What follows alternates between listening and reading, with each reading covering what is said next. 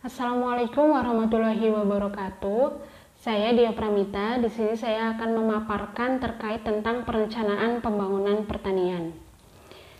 Yang pertama, saya akan menjelaskan tentang teori pembangunan, di mana teori pembangunan sendiri terbagi menjadi tiga, yaitu ada teori pembangunan klasik, teori pembangunan Marxis, dan teori pembangunan Keynes.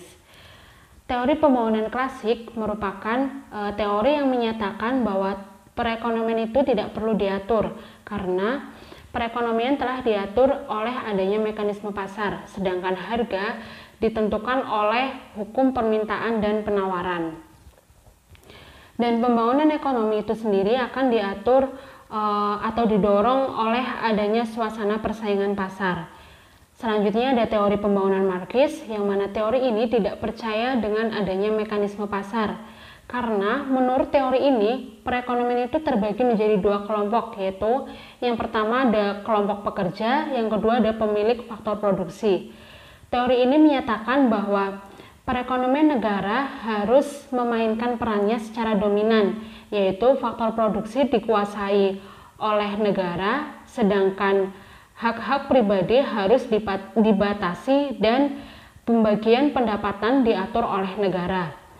Selanjutnya ada teori pembangunan Keynes, yang mana teori ini merupakan gabungan antara teori pembangunan klasik dan teori pembangunan Marxis, yang mana teori ini menyatakan bahwa pembangunan ekonomi tidak dapat sepenuhnya dilakukan melalui mekanisme pasar, akan tetapi perlu adanya campur tangan dari pemerintah, terutama dalam hal investasi. Selanjutnya ada teori pembangunan menurut ilmu sosial. Teori pembangunan menurut ilmu sosial itu terbagi menjadi dua, yaitu ada teori modernisasi dan teori struktural.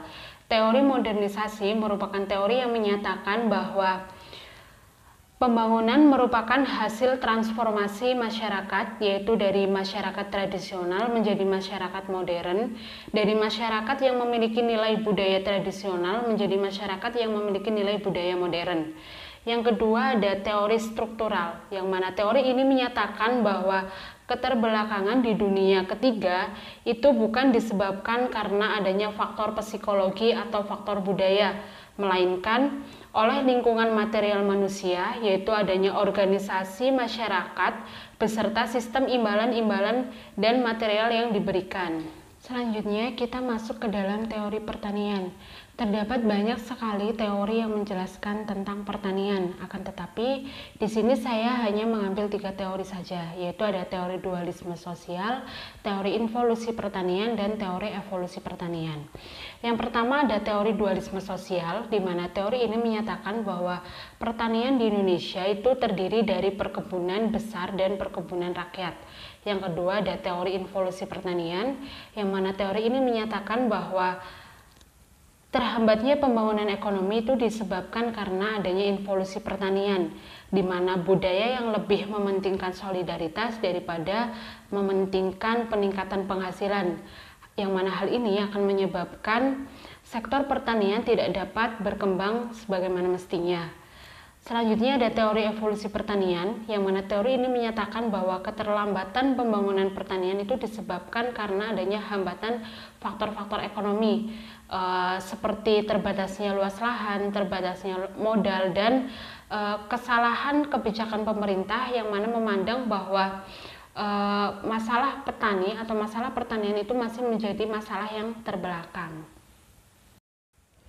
Selanjutnya, di sini saya akan menjelaskan tentang kondisi pertanian di Kabupaten Cilacap, di mana Kabupaten Cilacap itu merupakan kabupaten yang memiliki kondisi tanah dan kondisi iklim yang cukup mendukung untuk melakukan penanaman tanaman pangan dan tanaman hortikultura. Tanaman pangan itu sendiri terdiri dari tanaman padi, tanaman jagung, tanaman kedelai, dan lain-lain. Sedangkan tanaman hortikultura itu terdiri dari tanaman cabai, tanaman jeruk siam, tanaman jahe, dan lain-lain. Akan tetapi, Kabupaten Cilacap itu masih memiliki rendahnya keterampilan petani dan kurangnya pemanfaatan teknologi alat-alat pertanian yang sudah modern. Selanjutnya di Kabupaten Cilacap juga terdapat atau ditemukan banyak hama, terutama pada tanaman padi. Selanjutnya yang terakhir di sini saya akan menjelaskan tentang rencana pembangunan pertanian di Kabupaten Cilacap. Seperti yang kita ketahui, ketika kondisi pertanian di suatu daerah atau di suatu negara itu bagus, maka hal tersebut dapat menambah pendapatan suatu daerah atau menambah pendapatan suatu negara. Di sini terdapat beberapa rencana pembangunan pertanian di Kabupaten Cilacap. Yang pertama ada pembangunan irigasi di dekat persawahan, yang mana dengan tujuan untuk mempermudah pengairan sawah. Yang kedua ada pengoptimalan pemanfaatan teknologi pertanian yang lebih modern dengan tujuan untuk meningkatkan produktivitas pertanian. Yang ketiga ada pembuatan obat-obatan atau pembasmian hama terutama pada tanaman padi dengan tujuan untuk mengurangi adanya gagal panen. Sekian presentasi yang dapat saya sampaikan, kurang lebihnya mohon maaf. Wassalamualaikum warahmatullahi wabarakatuh.